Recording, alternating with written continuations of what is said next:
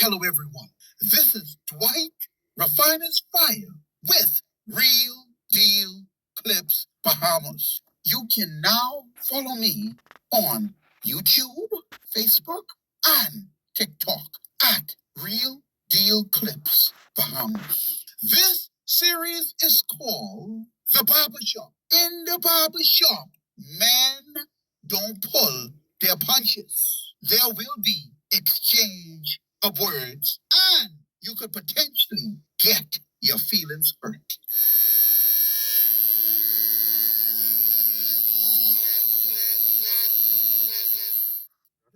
When you look at all these gentlemen in the front of you, only one person has intellect and integrity.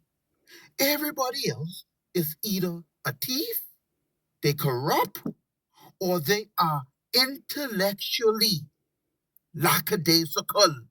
They just thief other people ideas. And some of these fellas fit the bill for all the descriptions.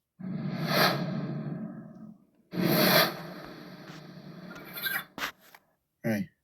Like, that price difference is going to show up. Because don't forget, these metals have real applications in the real world. Silver has real applications in terms of technology. The world can't function without silver.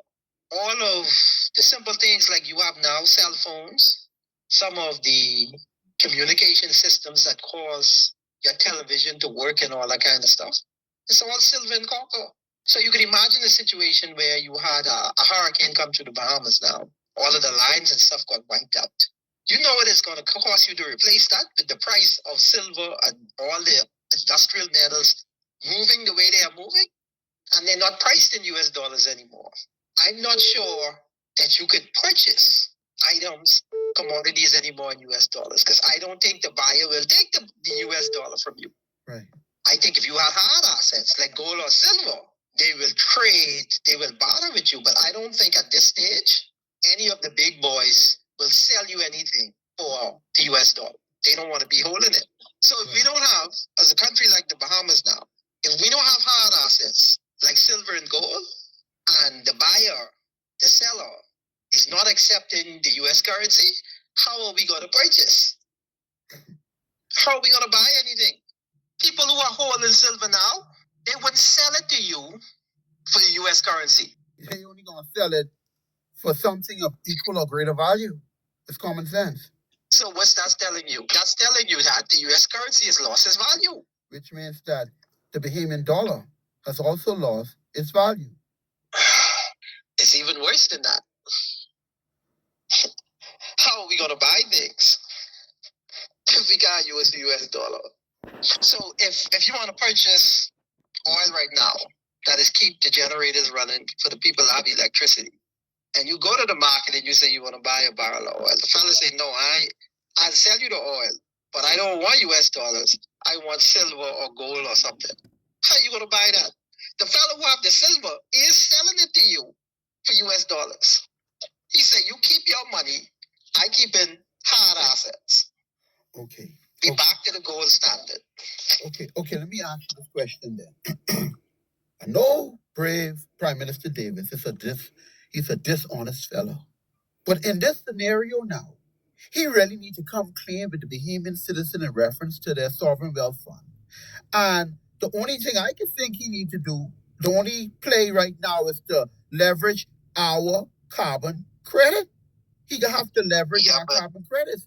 Go ahead. But here's the challenge with that. Here's the challenge with that. If I know you're desperate, they don't want to give it away. I can get something. I'll get something from you. Pennies on the dollar. Oh. Okay.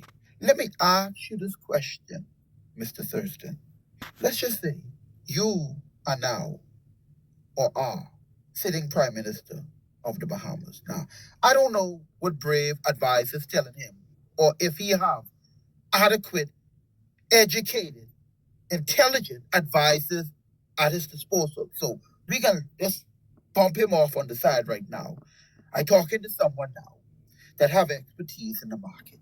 You are now, we can call you Prime Minister, Mr. Prime Minister, with the information knowledge base you have right now in real time, if you were prime minister, what would you do to save the country and the people? Well, let me preface my answer by creating some context for you. Okay. You have two financial systems now in play. You have the BRICS financial systems, and these are global systems. And they operate, their financial platform is called Enbridge. And then you have the hegemonic, the dominant economic platform for the last 100 years, being the US financial system, and they operate through the SWIFT model. That's their financial network, the SWIFT system. Right now, we operating the Bahamas. We operate in that SWIFT system. If I was prime minister right now, I would be having conversations with some of the key people that's a part of that BRICS system. And I would be trying to figure out how I can migrate. I have to have something to sell them. And we do have something to sell them, even besides our assets. Geography is negotiable. We are at the doorstep of the US markets. And we are the gateway to the Caribbean. And we have islands out there that are underutilized, particularly a huge landmass called Andros. So I would be having conversation in terms of being a BRICS hub for part of South, that Florida area going up, and the gateway to the Caribbean. All of the BRICS countries that want access. I mean, we have Venezuela, but they don't have the kind of financial infrastructure that the Bahamas have. We've been known for that. So in terms of being the gateway to the Caribbean and providing a level of access for the free flow of goods to the rest of the Caribbean, I would be in serious conversations with the people of the BRICS system.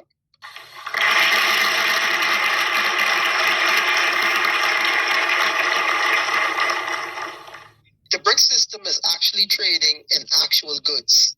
This old SWIFT system, they were trading in paper. They had contracts for things.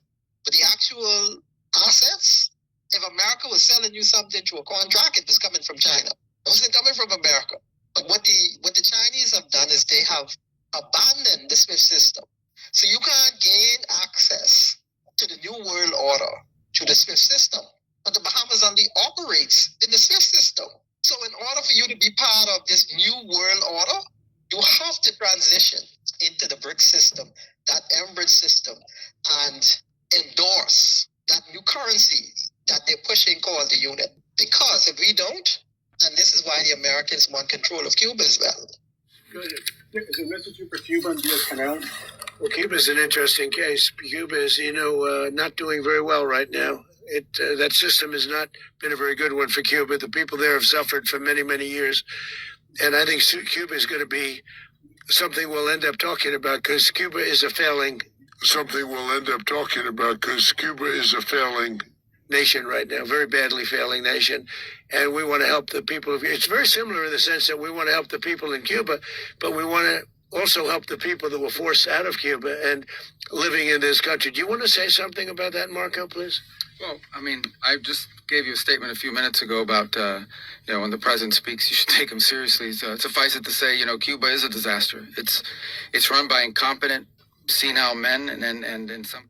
You have to transition into the BRICS system, that Enbridge system, and endorse that new currency that they're pushing called the unit. Because if we don't, and this is why the Americans want control of Cuba as well. Because if the Bahamas isn't the hub, Cuba will be the hub. That's why you hear Marco Rubio. It's talking about taking over Cuba because they realize that Cuba is strategic in terms of BRICS and that new alliance gaining market access to the Caribbean. In other words, that's the same play we would have. So we got to move before they move. But that's a controversial move. Because we have a long-standing relationship with the Americans. Well, we got to break ties, my brother. If every man, my brother, it coming down now, based on how things looking, every man for himself and God for us all. That's what it looked like it coming down to. Now, either we can live, Yeah, or we but can survive. I mean, what we can do? What we can do, my brother? Yeah, I mean, these are critical times. Bahamians might not have an understanding of it until it hits their doorstep. But these things are happening right now, and the repercussions will come to you like early 2027. Like early 2027. Like early 2027. And The Bahamas will be in such a bind in terms of if we aren't able to develop a strategy to deal with what's going on in the global financial world order and position ourselves. See, we can't afford to stand still. Okay. Let me interject this right here for those that are following this conversation. I can put this in a term that everybody should be able to understand. The pronouncement that Mr. Thurston just made within the last 32 minutes. He's saying to you that an atomic financial bomb just dropped and it has exploded. But you ain't gonna feel the shock waves and the effect of the radiation until maybe another year. So we must move swiftly and quickly to secure our country, is what he's saying to you. The shock waves, the radiation, and the fallout is coming.